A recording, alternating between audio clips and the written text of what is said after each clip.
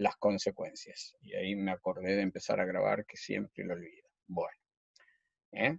Entonces, por las dudas para la grabación, reitero que estamos en los marcos de la decisión, están compuestos por la noción de incertidumbre, por la noción de riesgo como técnica social contemporánea, esa distinción que hicimos entre riesgo y peligro, en que en toda ocasión que algo sea sometido a una decisión es porque básicamente existen alternativas para decidir, y que en el derecho contemporáneo el derecho ha girado del pasado al futuro, porque ahora en las decisiones, hablo de las decisiones jurídicas en particular, las decisiones se orientan también por las consecuencias. ¿Cuáles consecuencias? Las consecuencias posibles que la propia decisión podría arrastrar para aquellos que están en el conflicto, para aquellos cuyo conflicto está siendo decidido por los tribunales. Entonces, dentro de los problemas de la decisión, del cómo encontrar las alternativas que vamos a utilizar para decidir, yo señalo que hay una serie de elementos que tenemos que tener en cuenta, que son, el primero de todos, es que muchas veces las alternativas de la decisión son construidas en el mismo proceso del conflicto, cuando no por el propio decisor. Ya vamos a ver esto. En segundo lugar, que en las alternativas de la decisión jurídica, hablo, tiene un gran rol lo que llamamos la dogmática o ciencia del derecho, que es la que acota, en principio, cuáles pudieran ser las soluciones posibles. También lo vamos a ver en particular. El rol de la interpretación, como les digo, o como empezamos hablando esta clase, a raíz de justamente de las comunicaciones, en el derecho la cuestión de interpretar justamente los enunciados, y también voy a hablar de la interpretación de los hechos, de las dos semióticas se habla. Y también vamos a hablar, aunque eso lo vamos a ver en específico en la unidad siguiente, en la unidad 7, sobre el rol de la argumentación, y vamos a hablar sobre el rol del análisis del cálculo consecuencial, lo que recién les estaba hablando, ¿no? Sobre si,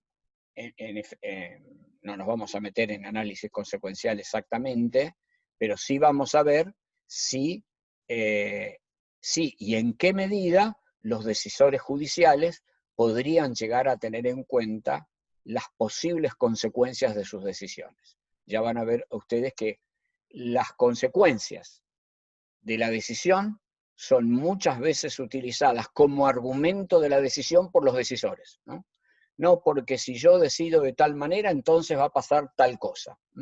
Supónganse, ustedes, yo les decía recién, al comienzo de la clase, les planteaba que una hipótesis de conflicto podía ser que alguien dijese que las medidas de la cuarentena son inconstitucionales. Supónganse que la Corte Suprema, que este caso llega a la Corte Suprema, y como la Corte Suprema, si bien después lo vamos a ver en detalle, no tiene el poder vinculante sobre las decisiones de todos los jueces inferiores, sucede que por su rol de máximo organismo judicial termina influenciando a todos los decisores judiciales. Supónganse que la Corte Suprema tuviese que enfrentarse al decidir esta cuestión de que si llegase a decir que es inconstitucional, entonces mañana todo el mundo sale a la calle. Pero que si dijese que es constitucional, entonces, vamos a ponerle una hipótesis, el gobierno tiene capacidad de restricción ilimitada de la vida de los ciudadanos. No sé. Todos los conflictos jurídicos, todos tienen en el fondo dilemas como este. Por eso decimos que los conflictos sociales, humanos, que son llevados al campo del derecho, como los que son llevados al campo de la moral, cuidado, ¿no? Son dilemáticos. Dilemático significa en que nunca la decisión que adoptemos es todo bien o todo mal. Siempre las decisiones implican algún costo para una de las partes o para ambas partes. El dilema del resolver, el dilema del decidir, pasa exactamente por allí. Siempre, volviendo un poquitito al comienzo, cuando digo que las alternativas son construidas en el propio acto del decidir, estoy queriendo decir que cuando un decisor tiene en sus manos un caso, él comienza a construir sobre qué bases lo decide, ¿no? Es como una construcción autogenerada, ¿no? Yo lo suelo llamar el método del barón de Münchhausen, ¿no? Que es un personaje que nació de un personaje histórico real, pero que luego fue, si quieren ustedes, el personaje real fue caricaturizado por un novelista que lo transformó en este caballero andante que desfacía en tuertos como el Quijote, podríamos decir, y que tenía la peculiaridad de que podía realizar actos cuasi mágicos, o mágicos directamente, como que si caía en una ciénaga con su caballo, si él tiraba de la coleta de su pelo, de la cola de su pelo, salía de la ciénaga, puesto que él, al tirar hacia arriba de su pelo, hacía que él mismo y el caballo saliesen de la ciénaga, ¿no? Lo que quiero expresar con esta idea, con esta metáfora, es la de que el derecho se autoconstruye y las decisiones judiciales también se autoconstruyen. No se construyen de la nada.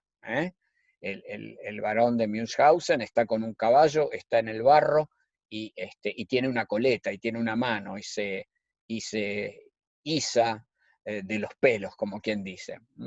El derecho, bueno, tiene normas, tiene hechos, tiene cultura, tiene esas fuentes del derecho que vimos en la unidad 5, y con todas ellas se arma, se construye la decisión.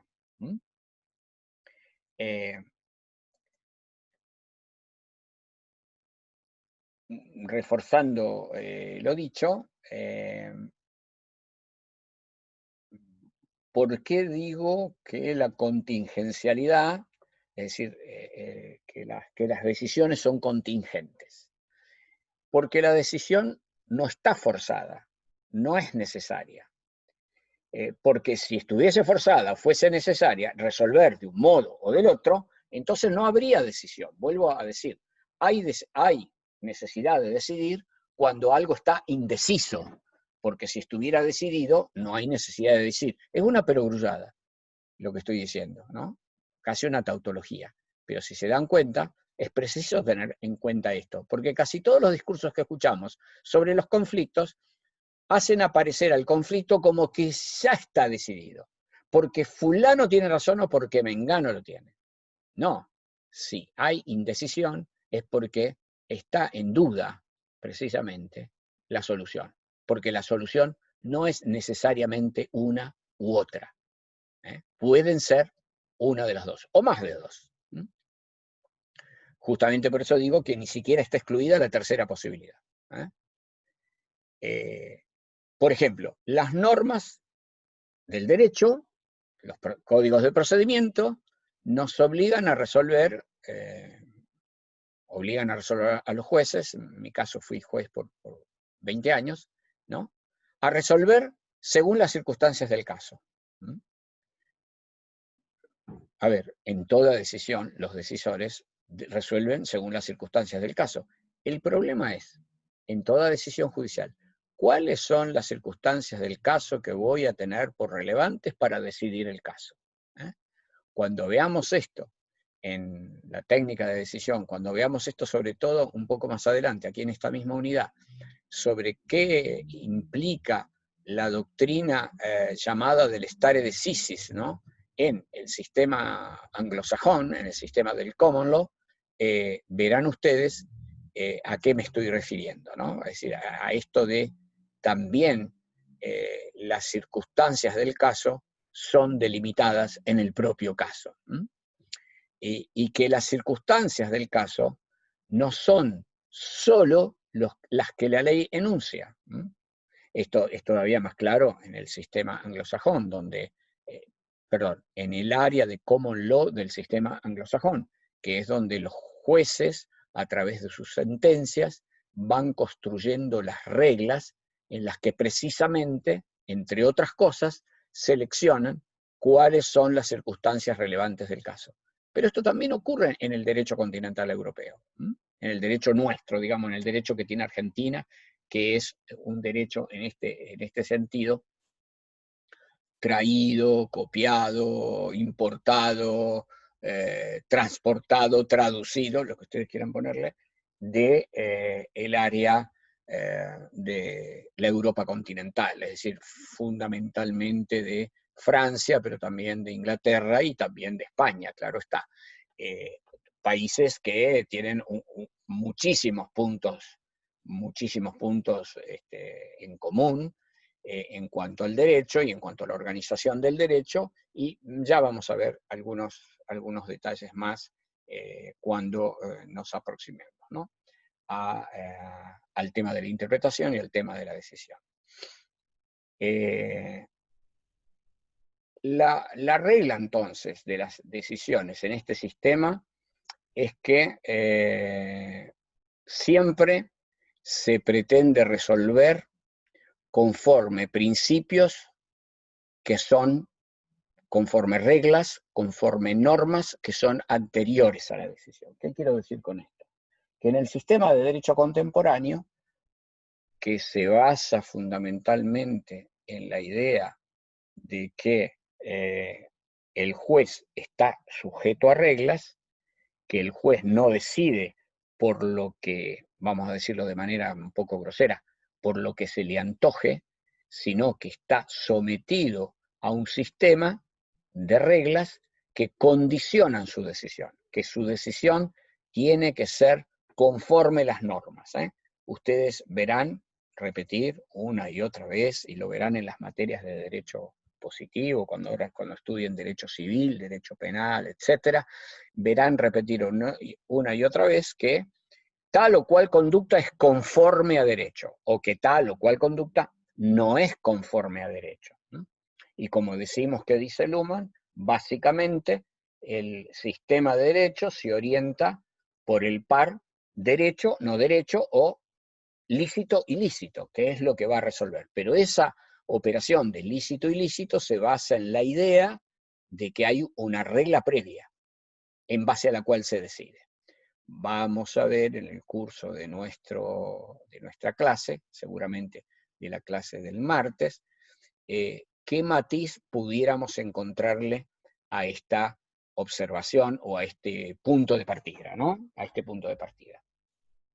Y ustedes me dirán, pero es que hay sistemas en los que los jueces o los que hacen de jueces no se basan en reglas anteriores, y hay sistemas en los que los jueces o los que hacen de jueces no tienen que dar razón de por qué deciden como deciden. Justamente para dar razón se supone que tiene que haber alguna regla anterior, ¿no?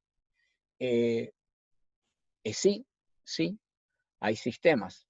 El sistema de los jueces cadí en el sistema árabe, por ejemplo, existente al tiempo de la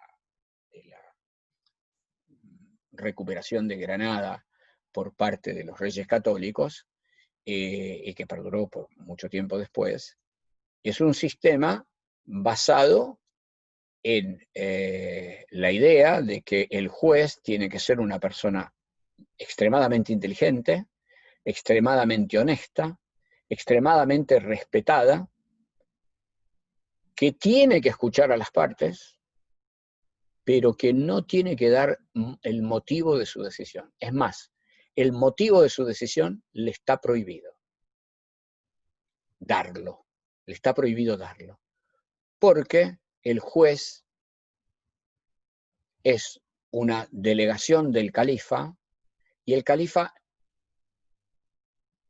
reduciría su poder, resignaría su poder, si concediese el dar motivos de por qué decide como decide. lo cual implica entonces de que más allá de que los jueces cadizi se observa en la práctica real lo que hacían, implicaba el mantenimiento de algunos criterios decisorios, lo cierto es que estos criterios no estaban explicitados, ni podían ser utilizados para argumentar a favor de una decisión, porque no estaban explicitados precisamente. Esta es la diferencia. Fíjense ustedes, lo van a ver en el cuaderno de cátedra, que Carlos III, el monarca español, el emperador, va a prohibir que una de las audiencias españolas dé motivos de sus decisiones, justamente, porque, y lo dice de manera expresa, porque el dar motivo de las decisiones implica permitir los argumentos leguleyos de los abogados. Este es el texto explícito del rey. Es decir, en definitiva, les prohíbe fundamentar la sentencia. No solo que dice que, o tiene un sistema en el que no se argumenta, no. Prohíbe argumentar las sentencias. No obstante, podemos encontrar que en el reino de Aragón, que es uno de los reinos fundantes de la corona española, como ustedes recordarán, desde la Edad Media los tribunales venían acostumbrando, no porque se les impusiera ninguna regla del reino, valga la redundancia, venían acostumbrando fundamentar las decisiones. Y esto me parece que es algo que tenemos que tener siempre muy presente, ¿no? Estamos investigando, estamos estudiando un sistema en el que se decide en base a reglas y es necesario argumentar para hacerlo. Es necesario motivar el porqué de la decisión. Hay que dar razones de la decisión. De esa cuestión va esta unidad y, digamos, me parece que es fundamental tener presente que ese es el motivo de,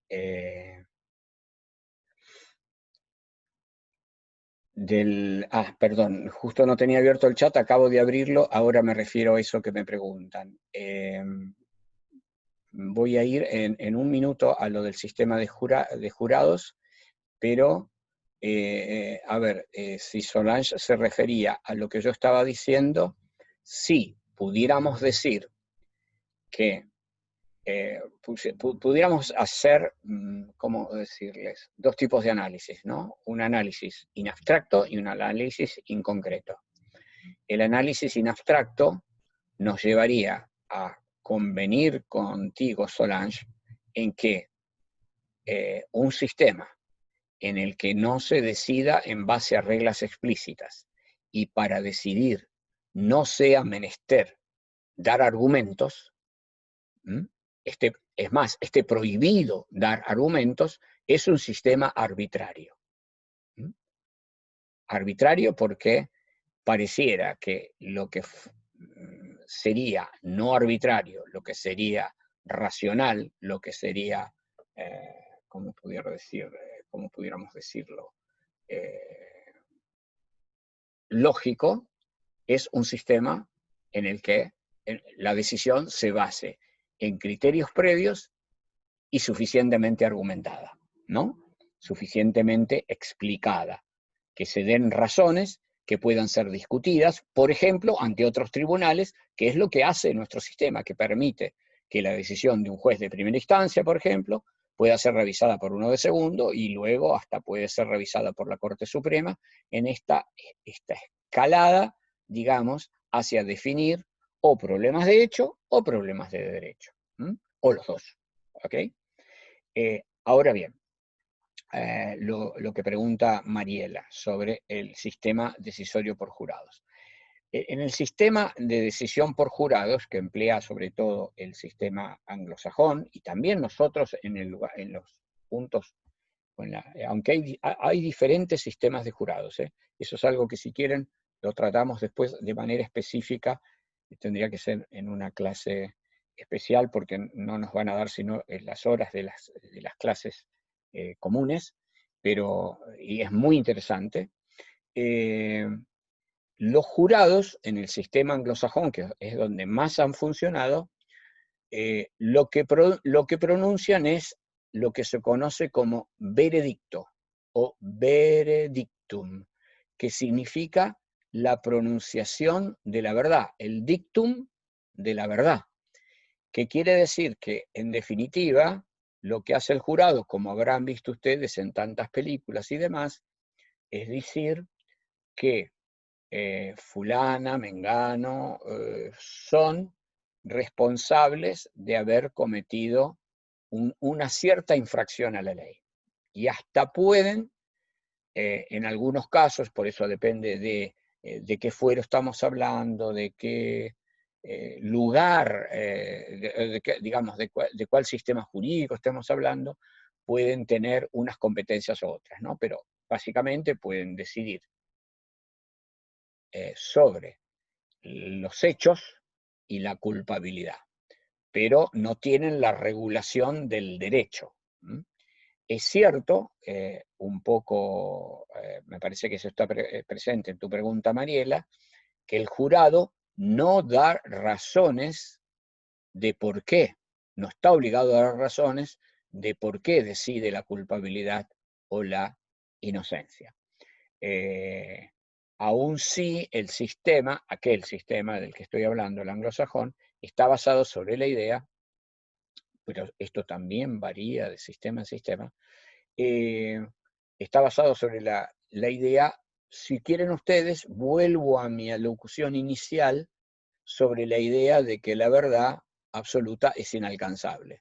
Por eso los jurados son 12 y por eso los jurados, para establecer una condena a muerte, por ejemplo, tienen que alcanzar unanimidad, porque para que se decida una condena de este tipo es necesario tener la más alta de las convicciones posibles sobre que un hecho ocurrió de tal manera, que el responsable de ese hecho es fulano o mengano y que le corresponde una pena tal.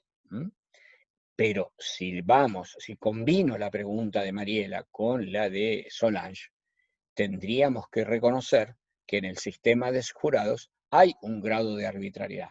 Claro que inferior al del juez Cadí, claro que inferior, porque en este caso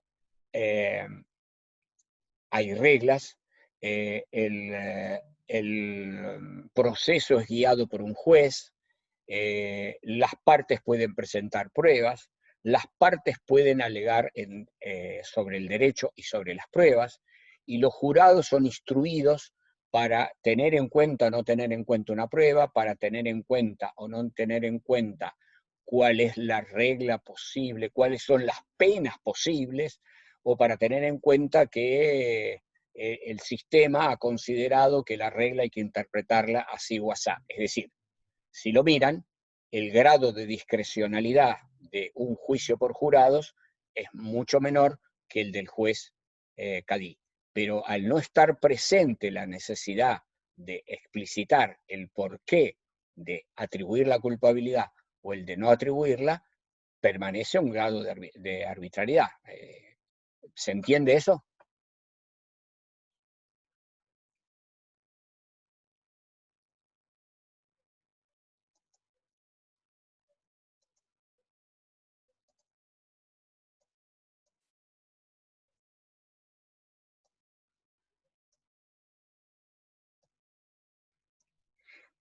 Bueno, entonces,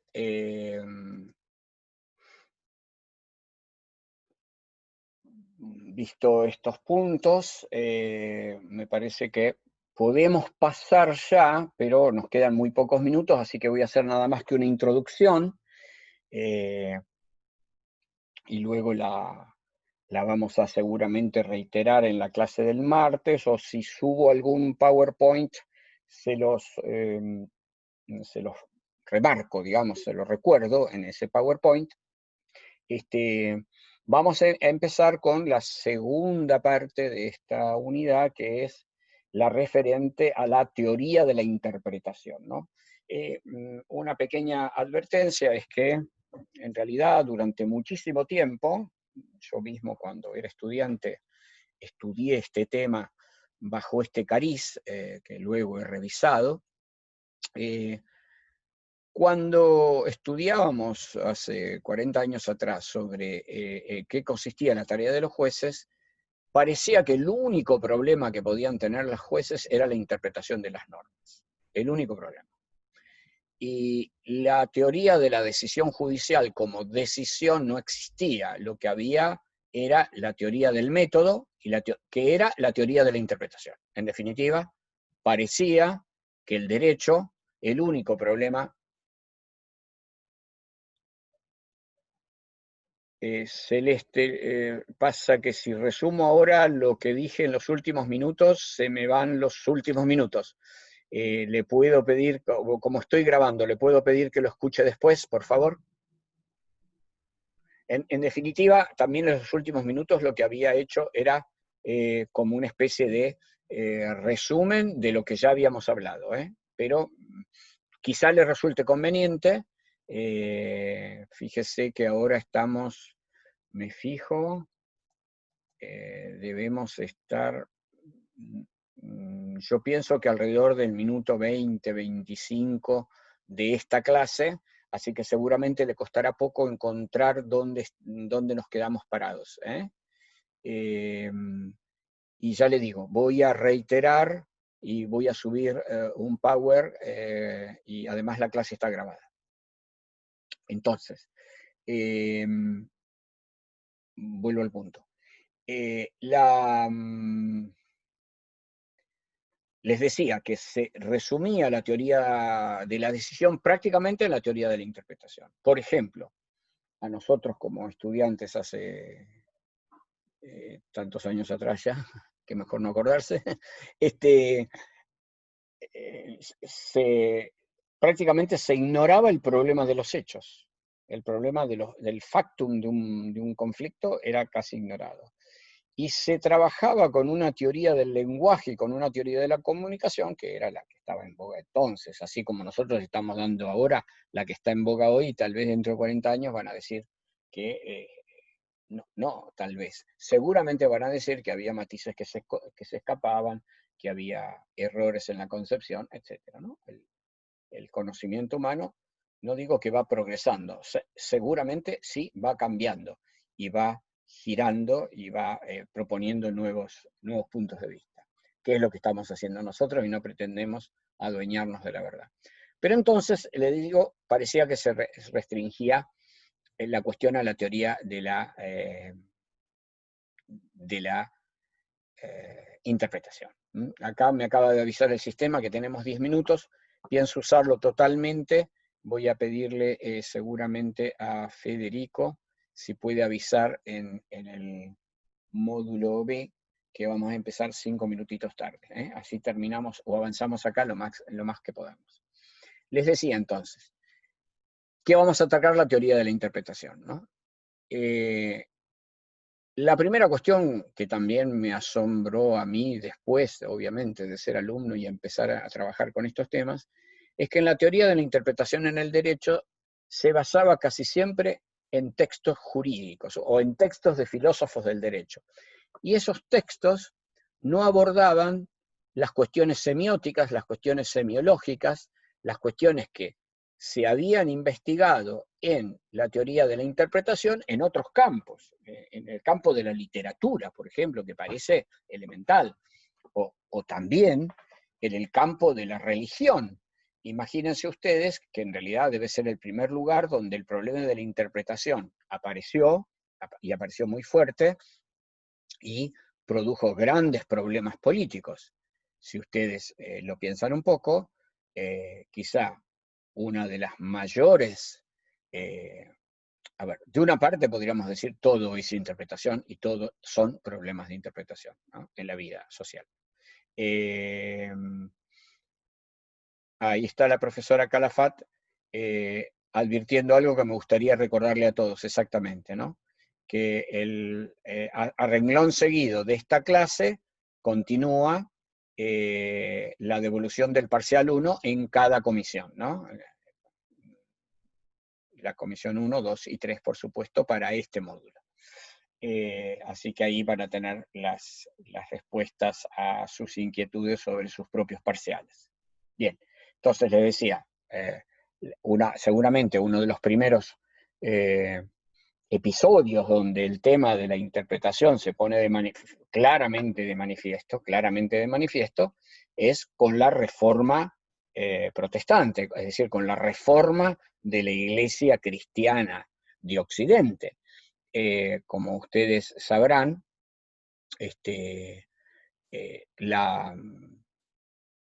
la reforma comienza, o digamos, uno de los episodios centrales de la reforma, son las famosas 95 tesis de Martín Lutero, que las fija en la puerta de una catedral, discutiendo, en definitiva, la interpretación que de los textos bíblicos hacía la propia Iglesia.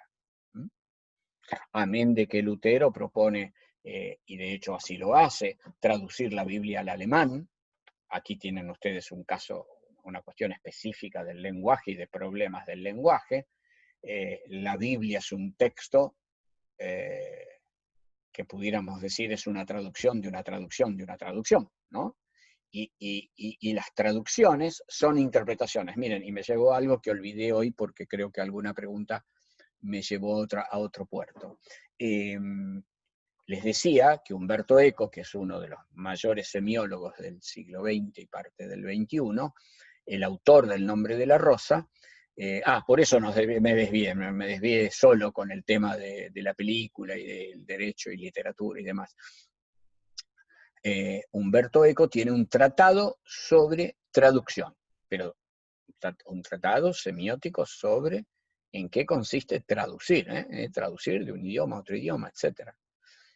¿Y saben cómo se llama ese libro de Umberto Eco? Se llama, y me parece que el título dice tanto y enseña tanto, dice decir casi lo mismo. El título de la obra, del tratado de traducción, es decir casi lo mismo. Así que bueno, eso quiero que lo tengan muy presente, ¿no? Entonces, la teoría de la interpretación judicial no es sino una parte de una teoría más amplia de la interpretación, que incluso va más allá de los textos. ¿Por qué digo esto? Porque interpretar también es interpretar gestos, actitudes,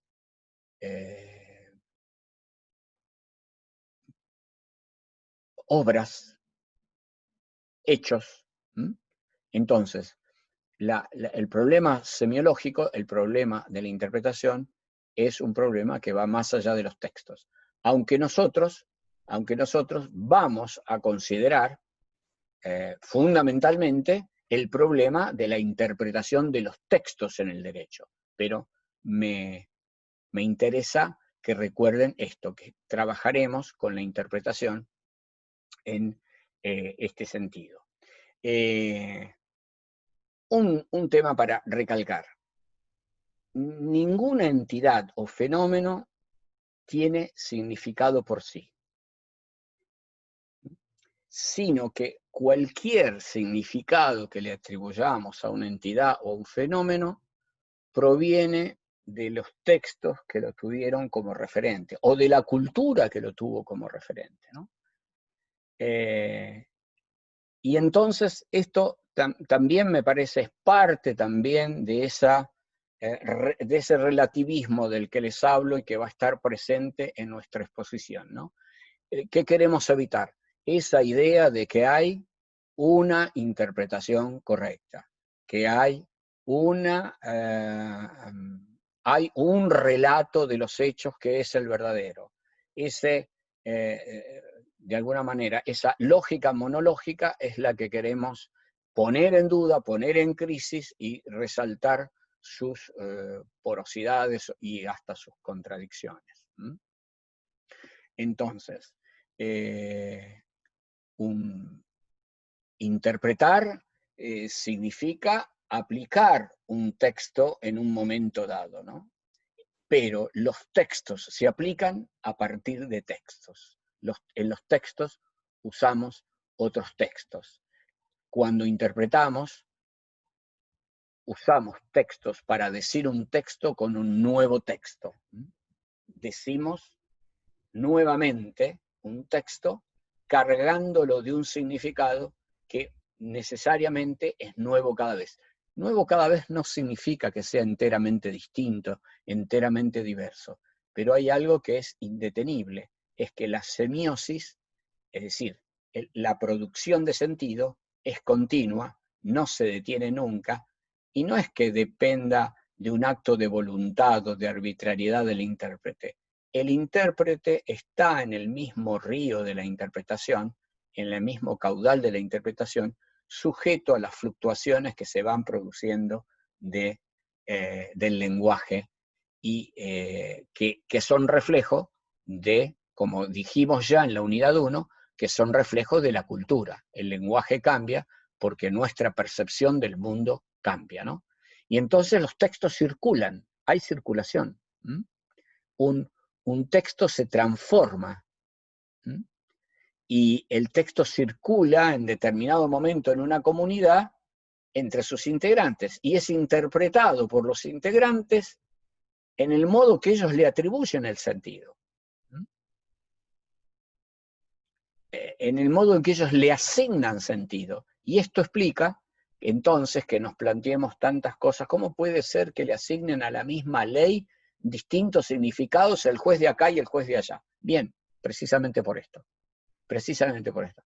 Y hay un modo de retener ese caudal, esa continua, ese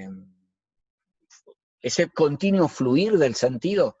Y no hay un modo de fluir. Lo que sí el sistema del derecho intenta es que haya métodos para unificar el sentido, porque la función del derecho, como venimos diciendo, es la función de estabilizar las expectativas. Y por supuesto, si yo le dijese a la gente que hoy las cosas deben ser A y mañana deben ser no A, entonces la gente no sabría qué hacer y entonces el derecho no serviría.